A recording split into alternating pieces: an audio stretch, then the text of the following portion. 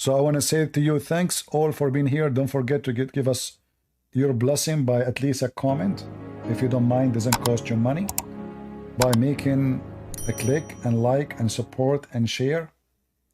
Be one who fight for the truth, at least by a click.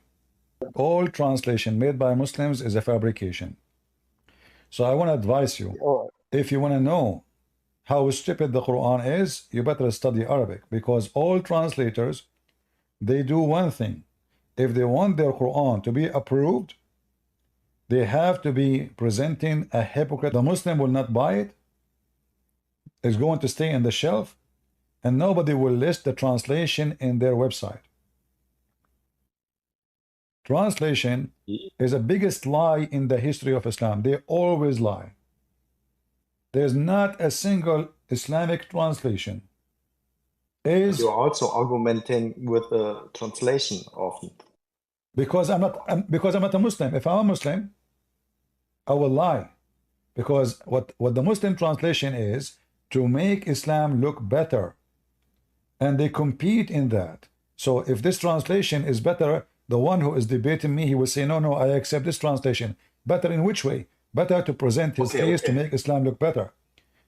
So I say to you, listen, there's a website, it's called Quran.com.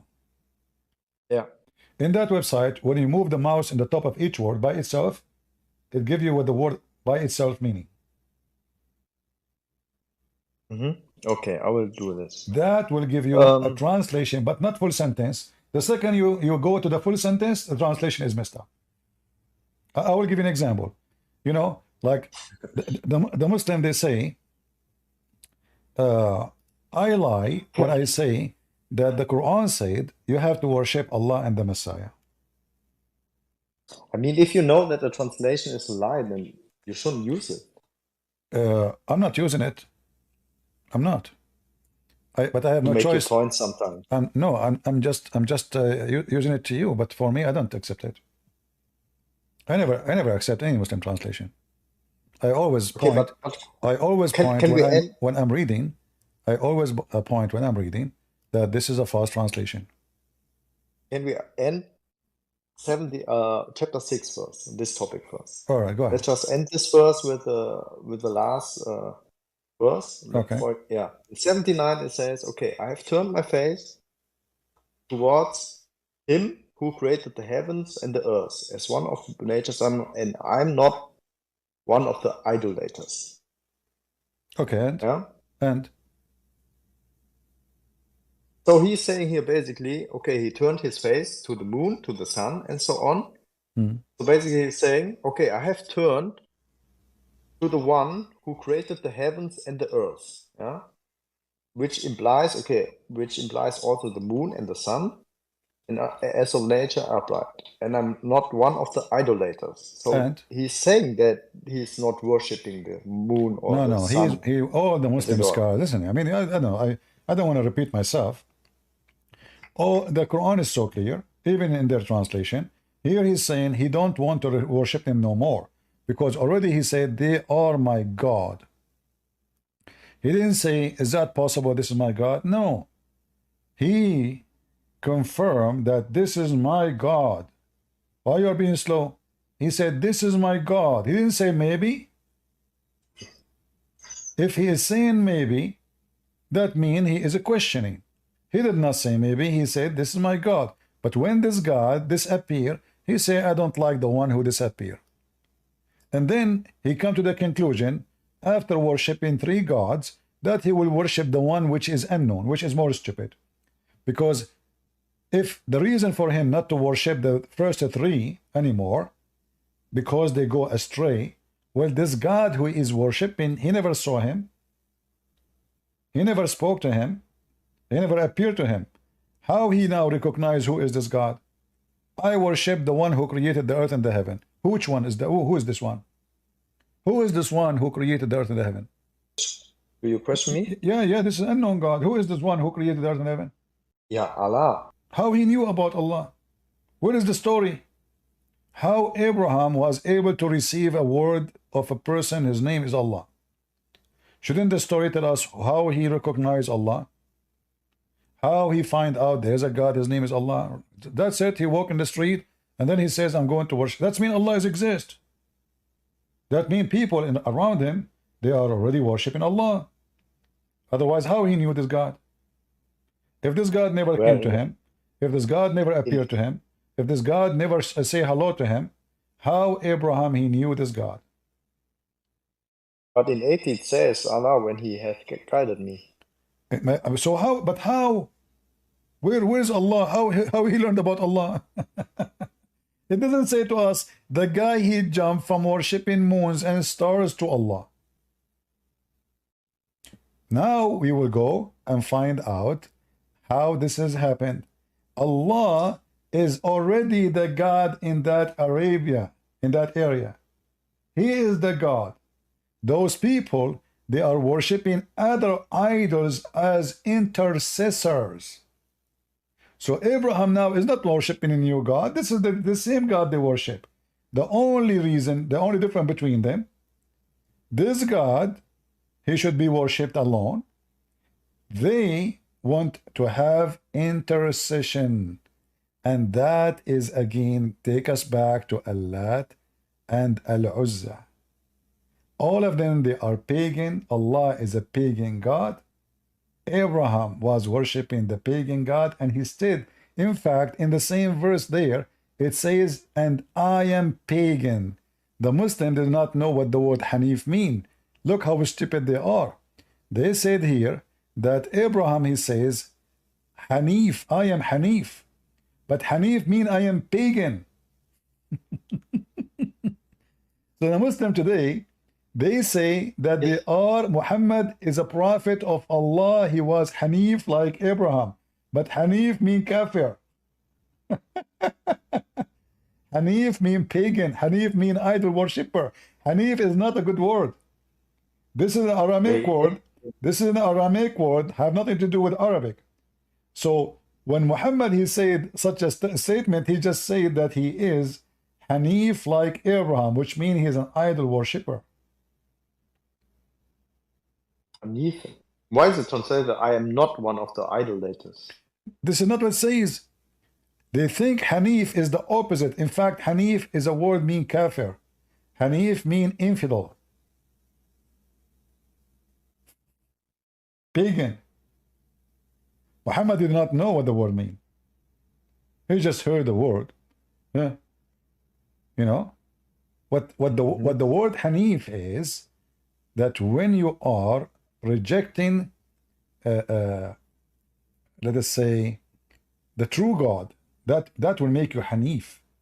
Not when you are a good person, when you are a pagan person, when you are a kafir. Muhammad, can you prove me this meaning? You can go right now and check the Aramaic dictionary and you can see. Search what the word Hanif mean. This is an Aramaic word. This is not a secret. You can go to Sam Shamoun. He speak Aramaic. Ask him what Hanif mean. This is a language. This is not. Yeah, but from Arabic. This is not Arabic. This is not Arabic to get the meaning in Arabic. You see, the Arab did not know what the word mean. Most of the Quran, there's nothing Arabic in it. Allah is not Arabic word. Allah, how's the Muslim what the word Arabic mean? For example, if I put it into Google Translate, this word, it says polytheism. Mean what?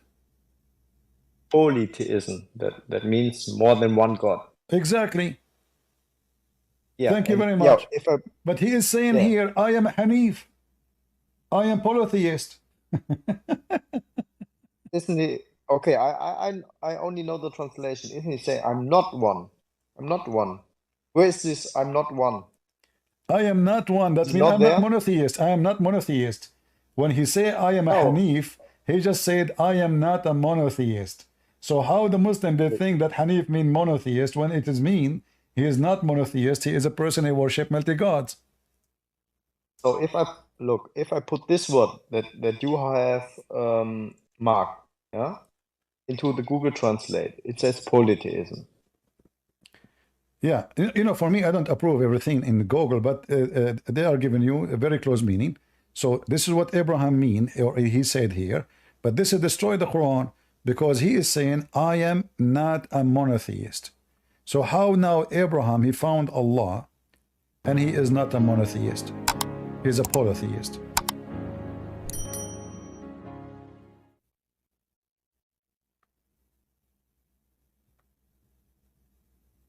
See? Everything in this religion is a collection of stupidity.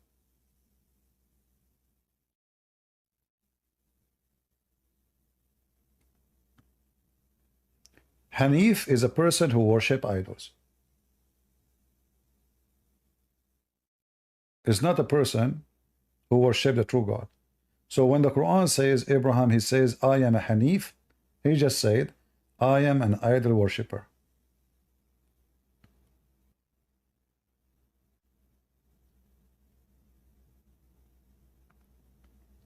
Okay, I just looked up the Aramaic interpretation, and it says Hanifia means inclination in the language, and terminologically in Aramaic, or inclination towards the truth in Arabic. The triple root is mentioned in the Quran in 12 verses. We note that in most of them he has a connection with the prophet Abraham, whom the Quran described as upright.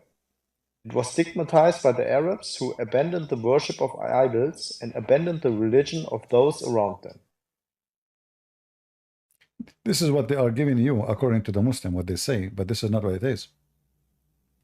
This is what the Muslim believe, but this is not the true meaning. Hanif, today the Muslim believe Hanif mean the opposite according to them, but this is not an Arabic word, and you cannot change the meaning. But they cannot fix it except by saying that. Otherwise, they will admit that Muhammad is a liar and he is making up a big mistake. The same as the Quran says that Abraham, he said to his father Azar. Azar is an Aramaic word. Muslims do not know what they mean. So they think that the word Azar is a name. But the word Azar means stupid. The ignorant Muhammad, he did not know what the word means. He thought that this is the name of the father of Abraham. But Abraham, he said to his father, stupid, do you worship idols? So the stupid Muhammad, who do not know Arabic, the same as the word Hanif, he thought it mean the opposite. He said now, Azar is the father of Abraham. But no, Muhammad is copying, or whoever wrote the Quran, he is copying from the Aramaic book, that Abraham, he said to his father, and because the guy who is copying, he don't obviously speak good Aramaic, he said to him Azar. So the stupid, he do not know what this word mean. He thought that he said to his father Azar, which means this is the name of the father. But the fact Abraham saying to his father, stupid, do you take idols as gods?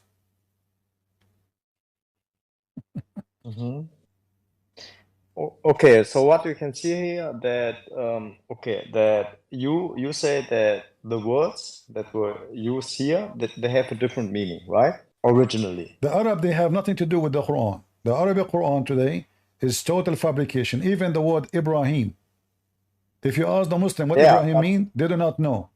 Ask any Muslim. Okay, I don't. All right, I don't know about that. My friend, talking about the point I'm trying to say to you. If you take the Quran from the Muslims, the Muslims are the last one can explain the Quran for you, because they are under the influence of he said, she said, not under academic study. You know, Yasser Qadi, when he says, if you go and make a deep dive, the story is different. Okay, let it aside. Let this aside. I just want to talk about, because you also said words, about the words itself, that they have a different meaning. But we can see that in throughout the history, that words, even in every language, their meaning have changed over time. Okay. For example, the word awful. I notice originally it means nice, yeah, something very awesome. But over the course of time, awful means now something bad. My friend, no problem. I don't know. But you see, I don't know but if we the have. same Oh, concept. listen. Abraham, Yeah. Abraham, this is supposedly is a quotation of what Abraham said. So this is not a new language. This is Okay, what I see your point. this is what Abraham said. So if I say to you, Abraham said this, I'm not using a new language. I'm using what Abraham said. So Abraham said, so we are going back to the time of Abraham. Today, Okay, I see your point. I see your today the point. word Hanif did not change. This is because the Arab, they stole the word from the Quran and they do not know what it's mean. So they come with answers which is not an answer, because if you try to read any interpretation, every one of them, he give you this is mean, maybe mean this, maybe mean that. They don't know. Muslims do not know. They are just guessing. All the Islamic interpretation for the Quran is based on guessing. Nobody knows. If, like, I will give you an example. No, I know what you mean. I know what I'm just thinking about. Okay, if you know that the meaning of the word has changed over time, and if you use the original word, which has now a different meaning, then you would. You are saying now, what now? Also at the time of when the Quran was written, No. then you It will cannot, surely know that no, it will it be cannot be. It misinterpreted. cannot be. Because Hanif is not an Arabic word, and Muslims agree. And that is a statement Abraham said in his time. So this is the language, the Aramaic language, the old Aramaic, which exists until now. So we cannot say it was not exist, we do not know what it was. We know what it is. We have the language. And there's until now people, they can read it. Until now, now there is two Aramaic. There's the ancient Aramaic and there's new Aramaic. And there is people who speak the ancient and there is people who speak the new one. So we have them both. It's not like a language, like maybe like the old Egyptian, we have only some very few people, they can put the word together, take them a lot of work to do it. No, this is a living language, it's not dead. In fact, Aramaic is the most living language between all languages. Like now, you pray in English, you say Amin. This is Aramaic word. The word Africa is Aramaic word. The word Europe is Aramaic word. Tons of names of countries in Europe, cities are Aramaic words. Aramaic is the most living language. When the Christian they pray, they are using Aramaic. Ilah, you know. So Aramaic is a very powerful language, and the Quran is just a counterfeit of something else. Obviously, it was written in Aramaic, and this is why the Quran is messed up, and the Muslim can't understand anything in it. So they start guessing what does this mean. Maybe it meant. You will find, like, the funny thing is, the Quran claims that this is a pure Arabic. If I type the word Arabic, you will see how many times the Quran claims that this is a pure Arabic. Then if you go right now to Google and search foreign words in the Quran, you will find long list. Even the Muslims agree that those are not Arabic. So how the Quran said that this is a clear Arabic Quran, as you see, not only it is a clear, there's no croak in it, which means it is perfect Arabic, no additional language, pure Arabic. But the second you starting from the name of the Quran, Quran is not an Arabic name. This is an Aramaic word. Muhammad is not an Arabic word. This is an Aramaic word. Ar-Rahman is not an Arabic word. This is an Aramaic word. Go to any church, you will see they say Rahman Rahimu. Go right now to any church, they pray in Aramaic, you will hear them saying those words. Natrahamu alaykum. So they, everything they have in the religion is a fabrication, is a theft. This is why if you ask a Muslim here, it says Israel. You ask them what Israel mean, they don't know. What Israel mean?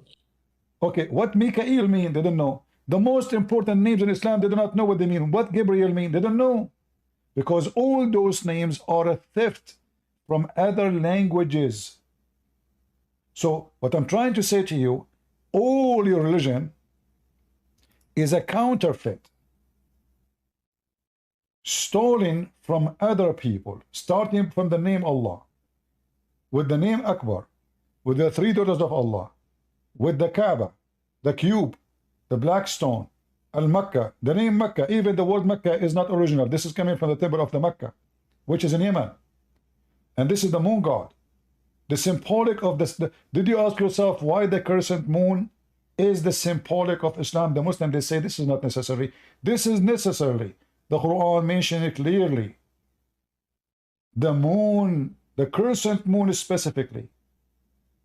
All the religion of Islam is based, all the festivals, all the occasions, all the rituals is based on the crescent moon. This is not somebody just put a crescent moon by mistake in the top of the mosque. This is the core of Islam. If you go, you ask, what is the fasting month for the Muslims? Can you tell me? Who? What the is first imams? Yeah? Who the first imam is? The fasting month. The fasting month. Uh-huh. It's in February. No, I'm saying what the name in Arabic. Ramadan. No. I'm saying Arabic. Ramadan. The name. Ramadan. Yeah. Uh-huh. Ramadan. Is Ramadan a month or this is a moon? Ramadan is a month or moon? Is it a month or a moon? Moon. It is a moon. So here you see the false translation. You see, here in the translation they say, the month of Ramadan. The fact, Shahr is an Aramaic word and it is a Hebrew word too. Mean moon. Moon. The moon of Ramadan. Which moon is that? The crescent moon. So whoever of you, and you will notice here that in the moon of Ramadan, the Quran came to Muhammad. So the very much the core of Islam connected to the moon. The Quran came delivered by the moon of Ramadan. So whoever of you cite the moon, you don't cite the month. You see how they lie in the translation, always they say moon, month. Look, they got themselves busted. So whoever of you cite, you don't cite the month, you cite the crescent moon. Yeah, it says the crescent on the first night. Yeah, but other translation doesn't say that. Every translation gives you different words, because all of them, even this one, they are lying, because they are giving false translation. They are saying the month, which it should be, unless they are ignorant, it should be the moon of Ramadan, which where the Quran revealed. So whoever of you cite the crescent moon of Ramadan, he should fast it. It's about citing. You don't cite a date, you don't cite a month, you cite object. And what object we are talking about? It is the moon. So the moon, the crescent moon specifically, is the core of Islam. Allah is the God of the crescent moon. And this is why we will find the God of Islam, he have the moon, the crescent moon, as a horn in the top of his head. It's always important to have this crescent moon as a sign of Allah, as a sign of authority. It's like his throne. Okay, let me rephrase it. Also, Ramadan is the moon, right? The crescent moon. Uh-huh. So it says in the months of the crescent moon, also when the crescent moon appears, then you will begin your fasting. Uh-huh. Because there it was revealed. Yeah. Mm-hmm.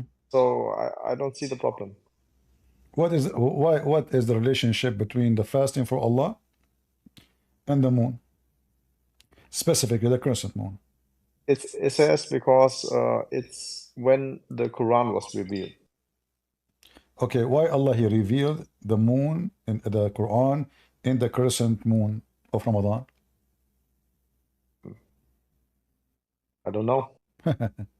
Yeah, so there is a reason, because they are worshipping he is the moon god, and the crescent moon, the crescent moon is where, have you ever seen Islamic flags? Yeah, there's always this Okay, crescent moon. there is something unique about Islamic flag. This is not a new. Islamic flags exist. This is the Arab flags before Islam. You will notice that many of them, they have the crescent moon, and they used to have 3 stars in the front of the crescent moon. Did you see any of them? They have 3 stars.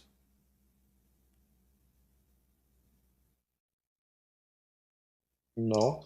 Like the old Egyptian, the Caliphate star, it was 3 stars, the crescent moon with the 3 stars.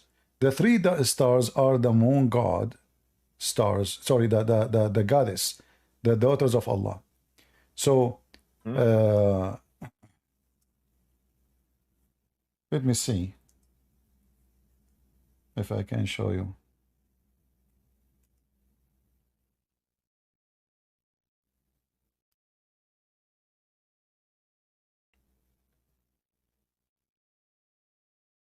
Here we go. This is the old Caliphate.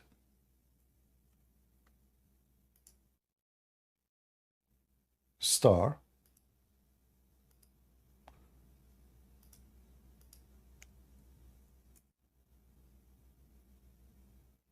Do you see it?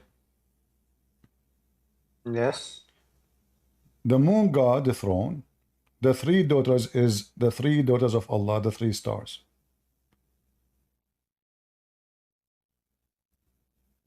Do you see the throne of the Caliphate? He have the crescent moon in the top.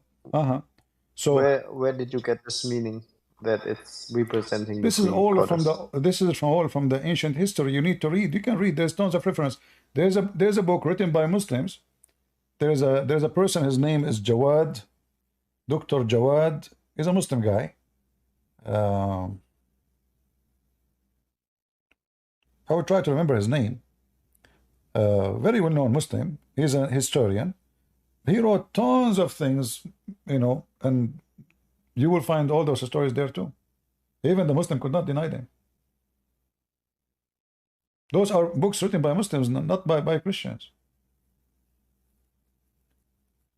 So, like yesterday we showed how the black stone was a vagina stone, and women, they used to touch it when they have their period.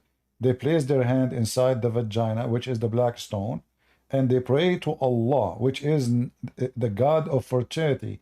He will fertilize their vagina and make them have babies. So women, when they have no babies or they cannot make babies, they think, this is what the Arab used to believe before Islam, that if you cannot have babies, that means you commit a sin and Allah is punishing you. So what they do, they go naked around the Kaaba.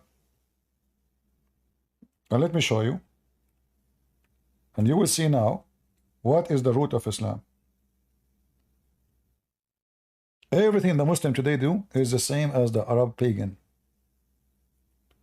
So men and women, they used to go totally naked in the state of nudity around the black stone,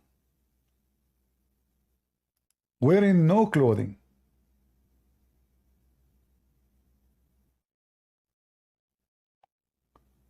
Let us see. The Christian Prince, I have to go now, but thank you. Still I did some notes and... Still you want to be a Muslim after all what you heard? I did some notes and I will research about it. All right, no problem. Let me know if you decide to leave Islam. Okay. But you know, I advise you not to leave Islam because Allah, He promised you to have endless penis, and that is a gift, my friend. Yeah, this is how you know. This is how you know that your God must be the true God, because only true God will give you endless penis. Fake God, they cannot do that. You know. Let me show you this one before you go. Do you see the screen? Yes. They go around the house of Allah doing what? Naked. In the state of nudity. The first naked beach, it was not in Europe. It was in the town of Muhammad. Do you see it? Totally naked, men and women, wearing nothing. After they go and do tawaf around the Kaaba naked, there's a group of men, they provide clothing to those who just had sexual rituals around the Kaaba. Men and women walking naked. The man, his penis is ooh, ooh, ooh. The women, her vagina is a dripping blood. They go, the women, she touched the black stone, touch her vagina first, she placed her hand inside the stone. The man, he come after, usually it is her man, he put his penis in the stone and he rub it over his blood, praying to Allah to make this woman give him babies. That is Islam. And this is the reference, in case you don't believe me. This is very authentic. 12019B. Okay, I wrote it down. Thank you. Don't forget to buy a ticket to Saudi Arabia so you can do the same and send us pictures. If I keep being a Muslim, yeah, and in case Christianity is the true religion, what will happen to me? I will go to hell. What do you mean? What will happen to me in case Christianity is the only true religion? What will happen to me as a Muslim? You will, don't worry about what will happen to you. I mean, you will. I guarantee you will never get cold. You go to hell first and let us know what happened. All right? So what will happen to me according to Christianity? Well, my friend, if you are a Muslim and you believe in such a garbage and you believe that this is holy, after all what I imagine, I say to you, where Jesus used to go, there's people they go naked around. I mean, this is sick. Who is the God? This is the Arab, their God is Allah. They go naked in the Kaaba. Their God is Allah. They are worshiping Allah. They call them pagan because supposedly they associate the three daughters with him. So what will happen to you is very simple. You will be smoked, you will be cooked, you will be in hell forever. As simple as that. So you stay with Muhammad, the pervert man, with everything. I mean, everything about him is sick. He did everything sick. He was sick. He's a pervert. He is evil. He is ugly. In the top of that, you discover that he is nothing but a pure pagan, disgusting creature.